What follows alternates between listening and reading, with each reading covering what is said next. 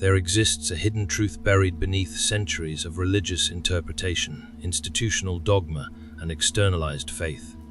When Jesus declares, "The kingdom of God is within you," he is not merely offering comfort.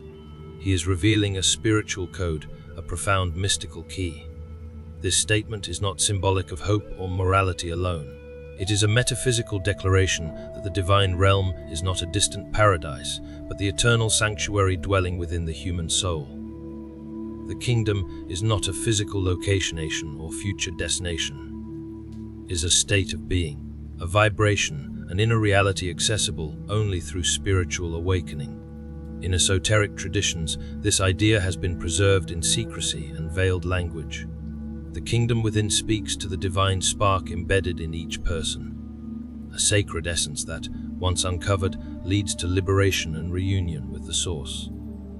To realize the kingdom within is not intellectual endeavor. It is an inward journey that demands the seeker to strip away illusions, distractions, and false identities. It requires the courageous excavation of the soul through silence, contemplation, and deep surrender. The process is not passive. It is an act of inner alchemy, where the lead of ego is transmuted into the gold of spiritual essence. Mystical traditions throughout time have understood this. The Gnostics, Sufis, the Yogis, the Desert Fathers, they all spoke of the divine dwelling within. In the Gospel of Thomas, Jesus says, "If those who lead you say to you, 'See, the kingdom is in the sky,' then the birds of the sky will precede you. If they say to you, 'Eat is in the sea,' then the fish will precede you. Rather, the kingdom is within you and it is outside of you. When you know yourselves, then you will be known." This is not a metaphor. It is an invocation to awaken. The outer world is a mirror, a shadow, a pale reflection of the inner sanctuary.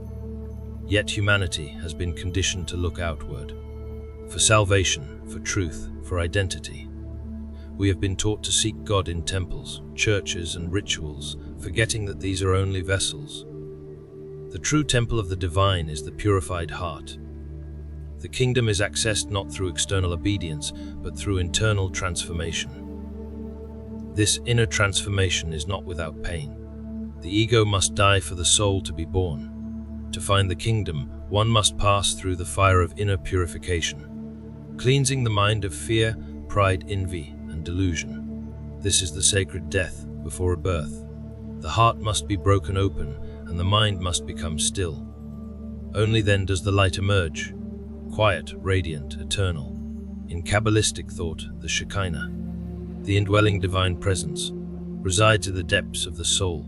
The tree of life, a map of spiritual ascent, is rooted in this inner reality. Each step up the tree is a descent inward. The kingdom, called Malkuth in Kabbalah, is not the end but the beginning, the grounding of spirit in the body, the recognition of heaven on earth. In Vedanta, Atman, the inner self, is declared to be identical to Brahman, the ultimate reality. This teaching dissolves the illusion of separation and reveals the kingdom as the very essence of one's being. The Upanishads whisper, "Tat Tivam Asi," "Thou art that." The divine is not elsewhere. It is who you truly are beneath the noise of thought, beneath the veil of personality. Buddhism speaks of nirvana, not as a place, but as the extinction of the false self, the realization of the unborn, undying awareness. The kingdom, in this context, is the awakening from samsara, the cycle of suffering, and the direct experience of unconditioned reality. Zen says, "Show me your original face before your parents were born." This is the face of the kingdom. In Sufism, the path to God is a path of love and annihilation. The seeker becomes the sought by dissolving to the beloved. Jalaluddin Rumi wrote, "I searched for God and found only myself. I searched for myself and found only God." The kingdom is not separate from us. It is our true name, our forgotten origin. Hermetic wisdom teaches that. As above, so below. As within, so without. The kingdom is not a reward, it is a mirror reflecting the state of the soul. To purify the inner world is to see clearly the divine order in the outer world. Heaven is not a distant realm. It is a state of resonance with the eternal. Jesus did not come to create a new religion. He came to reveal a timeless truth, that the veil must be torn, that the sacred is within, that the soul, stripped of ego and fear, is the holy ground. He taught not of belief, but of being, not of doctrines, but of direct communion. His message, when read with spiritual eyes, is not about worshipping him, but about becoming what he became, an awakened soul in union with God. When he said, "I and the Father are one," he was not claiming exclusivity. He was describing a state of consciousness available to all who walk the inner path. The kingdom within is the realization of this oneness. It is the homecoming of the soul, the end of seeking, the dissolution of the illusion of separation. This kingdom is hidden in plain sight, like a treasure buried in a field, like a pearl of great price. It is veiled by the distractions of the world, the noise of the mind, and the weight of unhealed wounds. But for those with eyes to see and hearts ready to awaken, the veil lifts, the door opens, and the truth is simple. You are not separate. You are not broken. You are not lost. The kingdom is within you. It has always been there, waiting in silence, glowing softly beneath the noise of the world. Now is the time to return. Strip away all that is false. Let go of all that no longer serves. Enter the sanctuary of your own soul. Listen. Remember, the kingdom is not a promise. It is a presence, and it is within you, now. And this is why the narrow gate is not merely a test, but an invitation, a calling into the heart of God. This call does not come from the outside. It rises from the deepest silence within. There is no voice, no form, only a sacred knowing, a quiet awareness. That awareness dissolves all the false promises of the world. For to pass through the narrow gate is not just to leave the world, but to lift the veil that covers its true nature. One must see beyond appearances, beyond noise, beyond fear. This is a journey inward, not outward. Without self-knowledge, there can be no knowledge of God.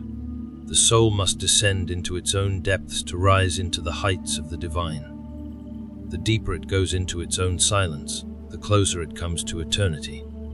Through the narrow gate, time collapses, and what remains is presence, not future, not past, only the eternal now. And in that now, God waits, not as judge, but as the forgotten beloved. The ego resists, clings, screams, but its voice weakens with each breath surrender. The seeker begins to see that freedom is not found in control, but in letting go. The narrow gate demands everything, yet gives all. It asks you to die, and in return, gives you life eternal, gives you become nothing, so you can become all that you truly are. The false self must fall away like old skin. The masks must be burned. The desires must be released. The seeker must become empty, not as loss, but as sacred base. And in that emptiness, the divine pours itself fully. The heart becomes a temple. The mind becomes clear as still water.